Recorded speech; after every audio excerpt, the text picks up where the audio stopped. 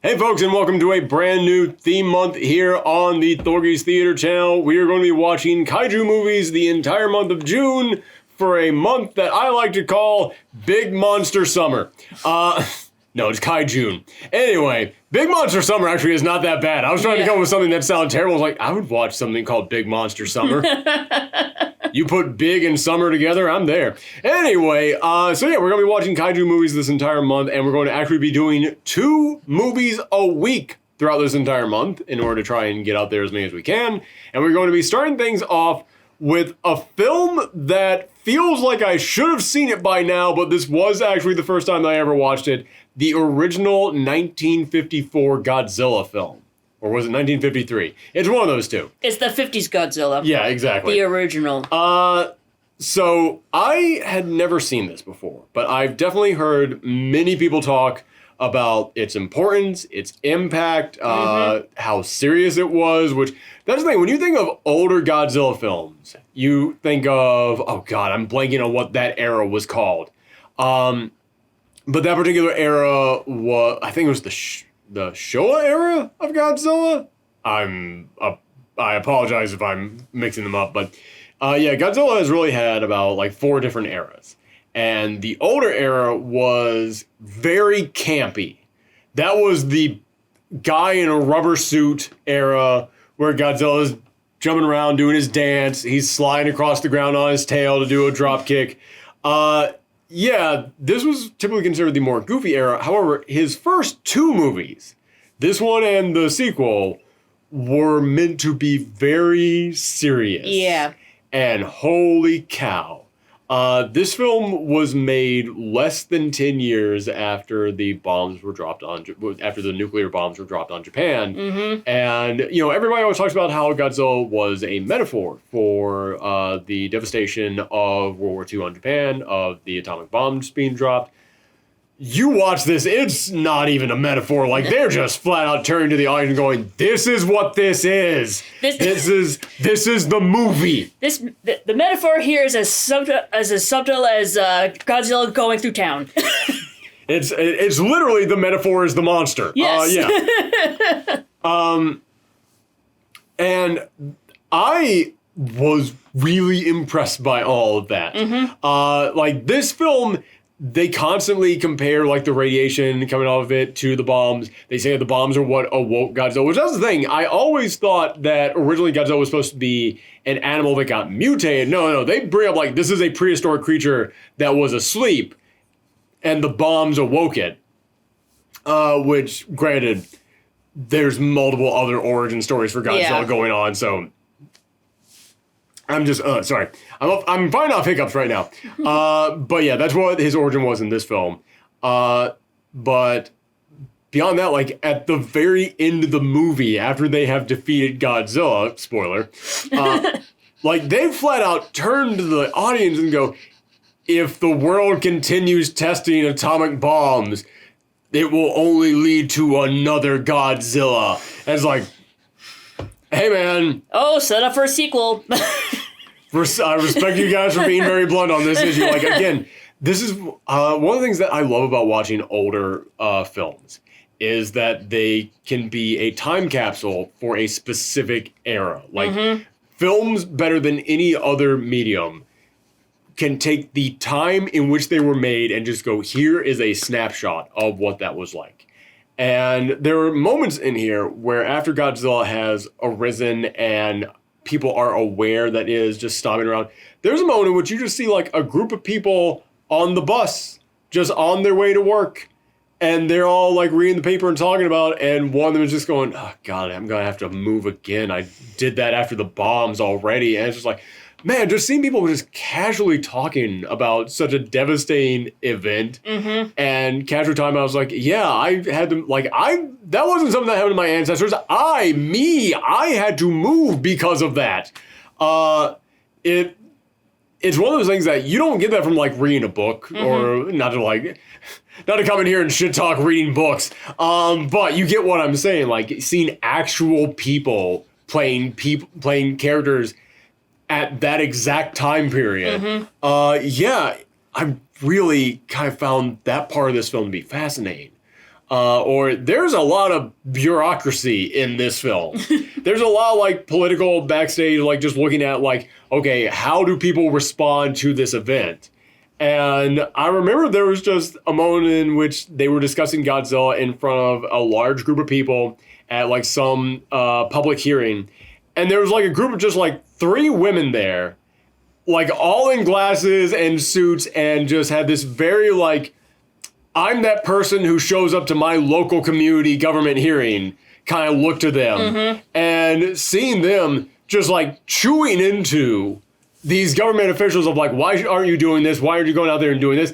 I was just like, man, it just made me think to like every little old lady who shows up to like a school board meeting to complain about this thing and that thing. Is like, wow, man, it's crazy seeing like 70 years ago at this point was when this thing was made. It's crazy me seeing a setting 70 years ago on the other side of the planet, people were still acting about these issues the way that we act these days about these issues, except that, you know, they're talking about something that destroys an entire countryside. We see people acting this way about, you know, should this book be allowed in our library?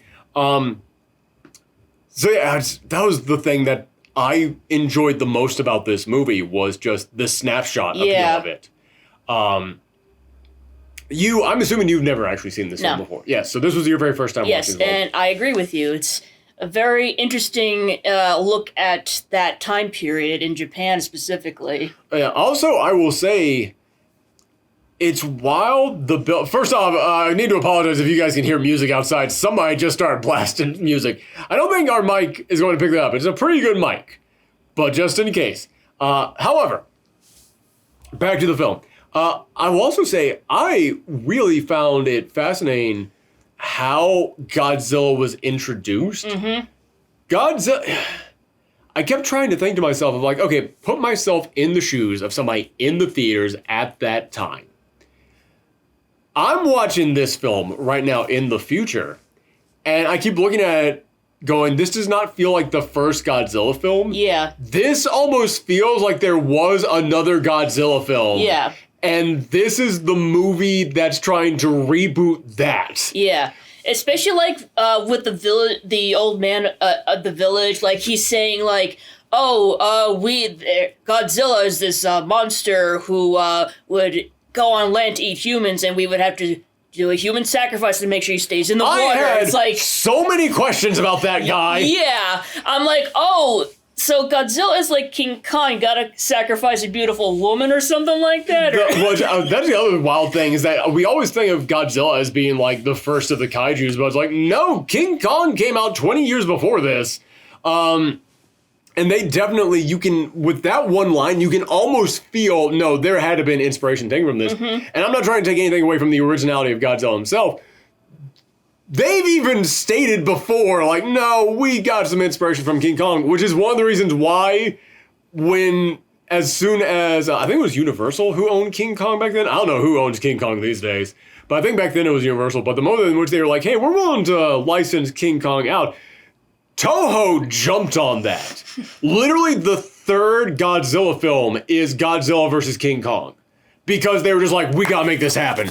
Oh, baby. Jump on that. So yeah, it's definitely like that one little bit made me go like, this definitely has some King Kong vibes to it. But the fact that he just brought that up, but also the way in which Godzilla is kind of revealed to us in here, it's like they hit the ground running on exactly. That. They like this film opens up with like, no, it's here, it's coming, it's approaching. Like you get the classic opening of like someone's out on a boat, something's going on in the water. Excuse me. Something's going on inside your stomach. You beat me to the joke. But then like the first time that you get like the hint of like Godzilla attacking the city, attacking a town, it really reminded me of that 2014 Godzilla film, of how they never showed Godzilla until like the second time he attacks, but before that you get like the little hint of like, oh, it's coming past, and it's very much how it's done in here. But because this film hits the ground running on all that, even if they do not show you Godzilla for a while, because it does take a while before they actually show you Godzilla. Mm-hmm.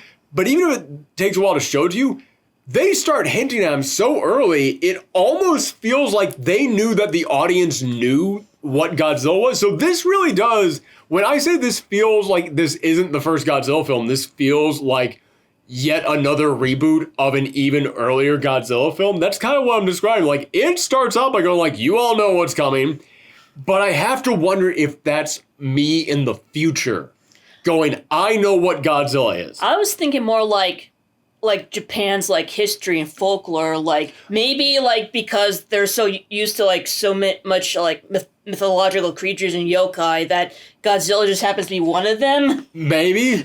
I'm not, that's me like making speculations about other people's cultures. Yeah, me too, but yeah, just a theory. But I will say, like, I had to constantly keep reminding myself, no, this is the first Godzilla film. Put myself in the shoes of audiences back then. I wonder how they would have felt about this. Like, how did audiences back then really feel? And I will say, when you do finally see Godzilla for the first time, when he, like, comes over the mountain range and you see him there, I bet that scared the hell out of people back in the day. Because it's still, like, kind of shocking. Yeah. I will admit, this film, man, I respect the hell out of the people who made this movie. Yeah. Because I do not know what the budget of this was. I do not know the backstory of the making of this. I know the backstory and, like, I know how this film was made, but I don't know the nitty gritty of, like, all right, how much money did you have? How many people were involved in this thing? Where did you get people from? What was distribution like for this? But you watch this, and it really has, like, guerrilla filmmaking vibes to it. Because this is a film in which they use every trick in the book. Mm-hmm. Every single trick in the book. They are just throwing out there. Like, there's a stop motion animation of a car crash at one point. I was just like, God damn, man. And there's moments of, like, you see, like, power lines melting at one point. I just went, I don't even know how you guys did that effect. I imagine you had to have, like, built, like, an actual model and then actually melted it there like on set. Like blowtorch or something? Yeah, blowtorch is what I was thinking. Which, that's another thing. It's crazy to me how much of Godzilla's mythology is present in this first film. Because you figure that with all the stuff that there is about Godzilla, you figure a lot of that had to have been built up over time.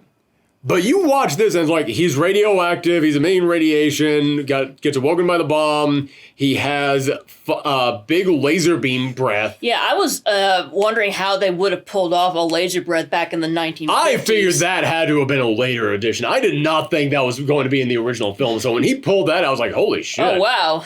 Yeah, that was impressive. Yeah. I mean, granted, it doesn't look that great. No, it looks like someone's like shooting like a fire extinguisher out of his mouth, kind of. It looks like somebody is shooting a fire extinguisher on a green screen and then like making it half visibility and putting it on top. Yeah. Well, I know they didn't have the ability to do that back then, so I definitely wonder how they actually did it. They probably did like superimpose it on top because you could actually do that back in the day. Yeah. But yeah, there are so many little effects in here that I'm just like, man, you guys were just pulling out all the stops. This film definitely has that feeling of like, again, this could have been the biggest, most expensive production of all time back then, in which they got all the experts coming. But it just there are so many small little tricks in here that are only used for one shot that it really does have that feeling of just, listen, man, my college film school needs to make a movie. I know how to do this thing. I know some guy over there who knows how to do this thing. I know some guy over in this department who can do this thing. We're just going to all come together and just form a team. Everybody gets one scene to do their specialty. It has that vibe to it, and man, I was really impressed with it. Only thing I wasn't that impressed with was the actual writing. I mentioned all the, like, them actually bringing up the atomic bomb, and I like all that stuff. I love the snapshot in here. I love how it just, like, depicts that actual time period. It really is, like, eye-opening to me, somebody who didn't know what it was like to live back then. And it's weird to say that there's moments in here that feel like a realistic depiction of living in that time period when we're talking about the movie about a giant lizard destroying town. But you know what I mean, and that is the sign of a good horror film, when you can actually go like, there's relatability and realism in there. But the thing about the writing that I didn't like is, this thing does drag. This thing does have moments that are slow. I mentioned that there's a lot of bureaucracy in this, of like talking about the behind the scenes of like, we're doing this, we're going to get this in there, and then we're going to do that thing. And I did enjoy seeing that element of it. But there was too much of that element? It's not so much that there's too much, they didn't know how to shoot it. Because like there's a moment that perfectly encapsulates what I'm talking about, in which it's the guy who he is talking about. They found a prehistoric insect creature. Trilobite, that's the word. They found a prehistoric trilobite in like the footprint of Godzilla, which is a great overhead shot. Again, talking about like how just everybody got to show off their specialty and they pulled out all this stuff. There's a great overhead shot showing off the footprints. I really enjoy that. But there's a moment where he's talking about that, and then like he's showing it off, and he's just pausing. He's not talking while he's doing that. Takes a moment to walk over to people, no talking, no sound, hands it to them. They look at it, no talking, walks back. I'm like, dude, this is dead air. This could have been done way better. It's like whenever like an elementary school will like bring in like an animals expert, and they would like have like something that from an animal, and they would pass it around and everything. I thought you were gonna say it's like when an elementary school has to do a book report, just like. And that was that. Well, that too, but... and then, like, you know, they're doing, like, a projection on the screen, so they have to turn that off, take the time to turn that off, take the time to open the curtains. It's like, there's so many shots in here that just, like, dude, you need to keep this film moving. And part of me is like, well, is that just me, like, being bored? Is that just me not, like, having, like, the maturity to sit through something like that? But then I stopped and thought about my personal favorite Godzilla film, Shin Godzilla. And one of the reasons I love that movie so much is because it's all about the bureaucracy. It is all about the behind the scenes of, we need to do this, we need to go that, we need to present this, we need to do this, we need to get approval on this thing to do this thing. But they keep it moving and smooth, and they make it just go so well. And Godzilla Minus One, you saw that one. I know you saw that one. It has a lot of the same thing there too, of like, okay, how do we combat this? What resources do we have? We need to get this from this person. We need to get that person to go and do that thing. And that's one thing that made me realize, like, wow, a lot of these older Godzilla films are paying tribute to what the original film was. They just all did it better. Because, like, I'm thinking in my mind, like, okay, even with me considering the time, this has nothing to do with special effects. Like I said, I was blown away by the special effects in this. I was thoroughly impressed with this. Just purely talking about the pacing in this thing, the camera just holds on stuff for way too long. Yeah, I understand. Yeah. And I'm bringing up that one scene specifically, but it ain't just that one scene. It is a lot of this. So, I will say, I think that this, and man, going back to Godzilla being a metaphor for the bomb, when he attacks the city, and it actually gets the moment, because like we see him attacking like a ship, we see him attacking like a very small town, when he actually attacks like a big city, that thing is like, there's most Godzilla films, even when Godzilla is rampaging through the city, there's a sense of fun. There's a sense of like, yeah, big monster, destroy this thing, make the people happy, destroy the data centers, Godzilla. That's a joke that's going to get updated with time. But, yeah, there's always like a sense of like, okay, we in our minds, if we had to stop and think about it, we'd realize there's people in those buildings, terrible things are happening because of this. But I was watching Godzilla and Kong New Empire recently when they went to like Brazil, I think it was at the end, and they're just like wrecking through a hotel. I had to get a clip of that from a video we did last year on the channel.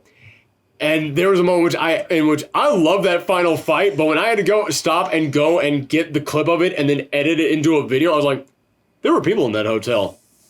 Fuck, that's not fun. Yeah, that's the thing. It's fun to stomp around until you realize, oh, there's actually people. There were people on that beach. Fuck, man. Yeah, like Godzilla is our hero in that film, and he throws someone through a building that was definitely full of people. It's like, oh, fuck, that's not, oh, no. And, like, they always try and be like, oh, we evacuated the city, so it's okay if they smash things up. I was like, no, it's not. But this film makes sure that you realize, no, Godzilla's not the hero in this. Godzilla is the atomic bomb. We are going to show you, American dude 70 years in the future, what it was like to be in Japan when that shit happened. And it is devastating. Like, there is a moment where, like, a mom is holding her children and saying, it's all right, we'll be with daddy soon. I was like, fuck! Oh my god. It's like, oh my god, was their father a victim of, like, the bombing? I think they were trying to imply that. Ooh. I definitely think that they were trying to turn to, like, the audience and go, like, you know why the dad isn't here. Yeah, it makes you go...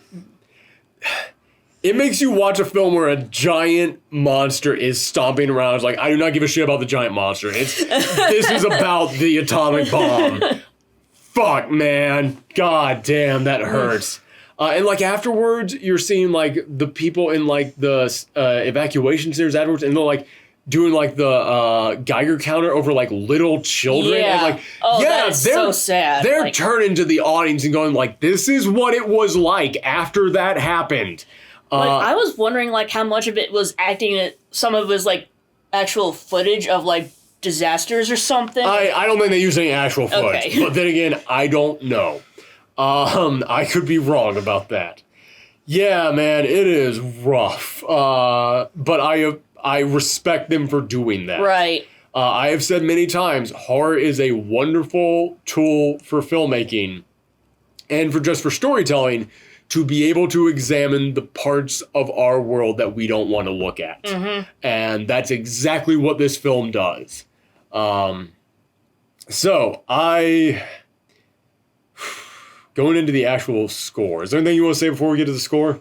Not really. Yeah, I will say Godzilla himself actually does look pretty good, too. Yeah, unless you look at him, like, face forward, then he kind of looks derpy. Yeah, like, he has got, like, cross-eyed. He's got the googly eyes. Yeah, he's got the googly eyes, so as long as you don't, like, do a close-up of his face, it's pretty awesome. But for the time being, like, it's pretty impressive. Yeah. Also, it's another one of those things where I have to think about the fact that this was the first Godzilla film. Right. Imagine being the guy, because it's not even like Godzilla kicked off, like, the big flurry of kaiju films. So after this point, if you were told you're going to be a guy playing a kaiju, people would know what that meant. Imagine being the guy who had to go in for the audition and was like, this is what you're going to be wearing. What? Yeah, it's like, all right, fine, whatever. Is this like a children's show? What is this thing? It's like, oh shit, no, it's not. Yeah, I can only imagine how weird that must have felt.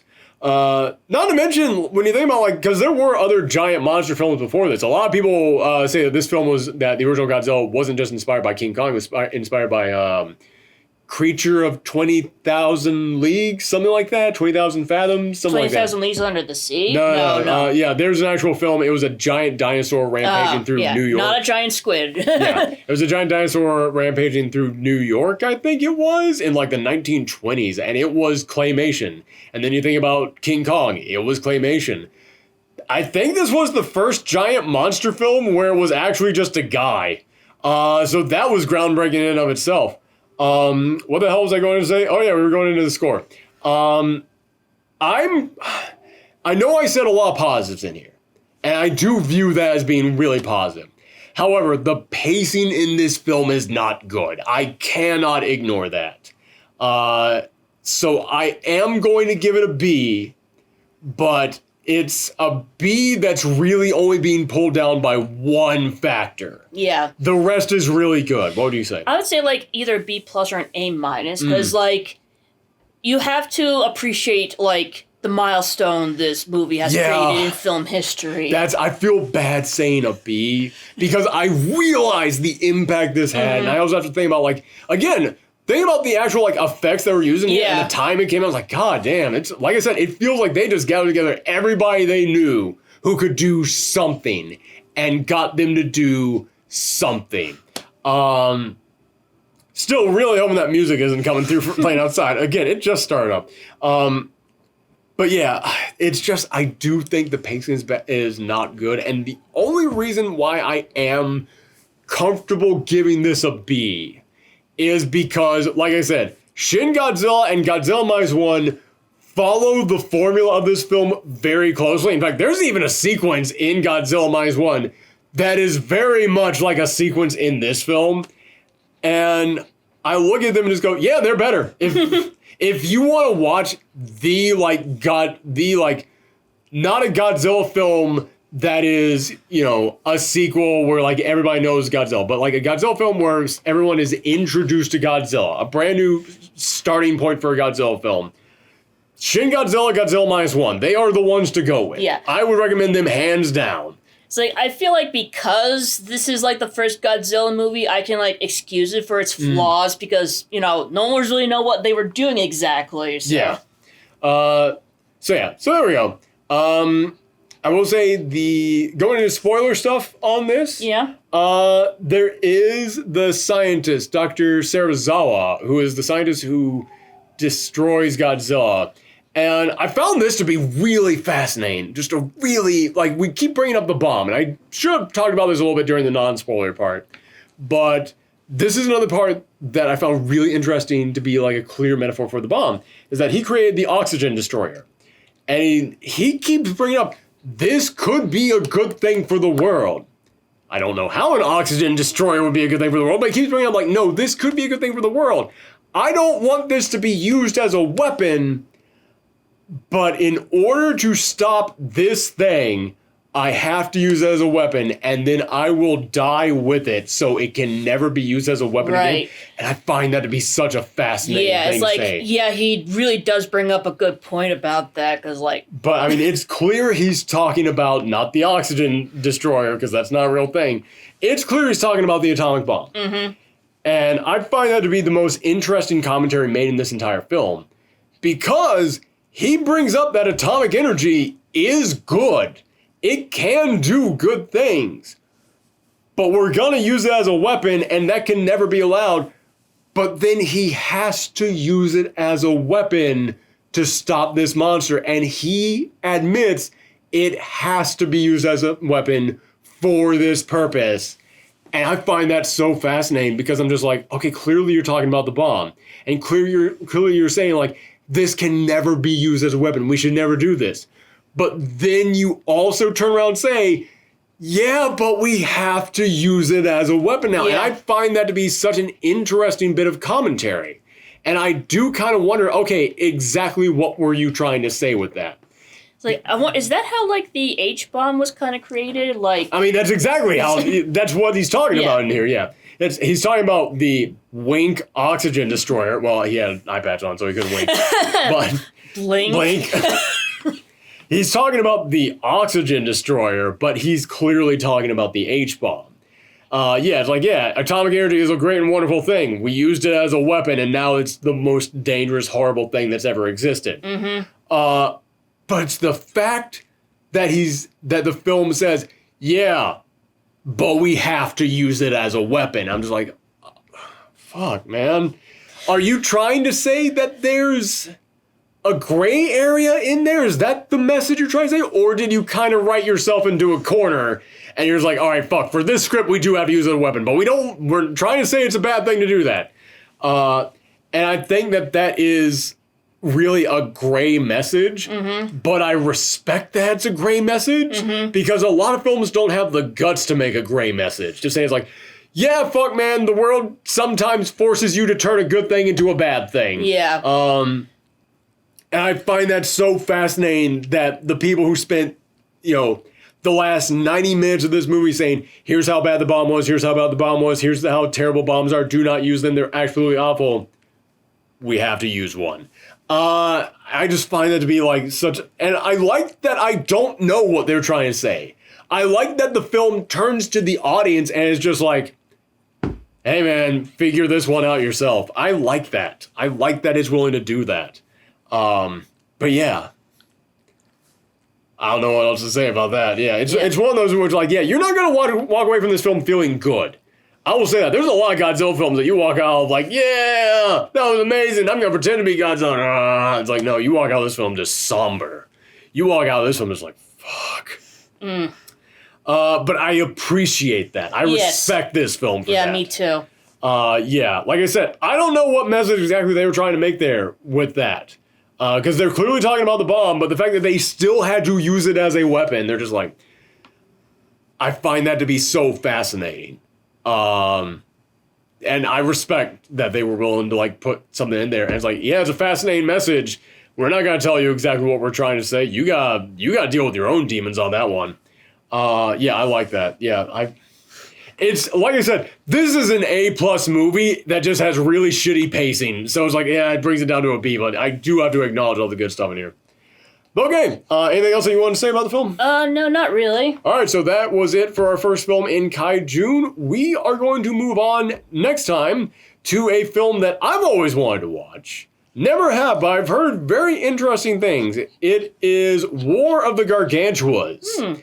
Yeah, this is a film that I have heard many filmmakers say that they really enjoy. I want to see what all the hubbub is, so come back for that, everybody. Bye. Bye.